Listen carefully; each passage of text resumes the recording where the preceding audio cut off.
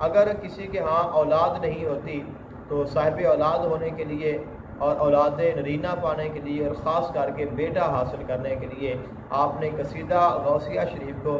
40 مرتبہ پڑھ لیں۔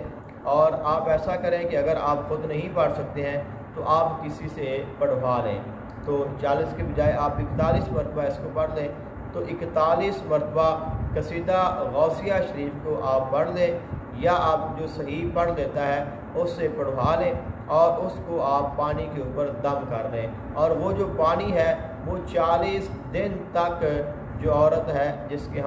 کو اولاد نہیں ہو رہی ہے یا کوئی مسئلہ آ رہا ہے وہ اس کو پیتی رہے، تو انشاءاللہ ان 40 دنوں میں اللہ تعالیٰ کی رحمت اور برکت سے اللہ تعالیٰ اس کو حمل ٹھہرائے گا اور اس کے ساتھ اللہ تعالیٰ اس کو بیٹا بھی عطا کرے گا۔ تو حضور غوث پاک رضی اللہ تعالیٰ عنہ آپ کی بارگاہ میں یہ بہت بڑی ایک التجا ہے، اور آپ کی بارگاہ ہی ایسی بارگاہ ہے کہ جہاں سے بیٹے نصیب ہوتے ہیں، کیونکہ آپ جو ہے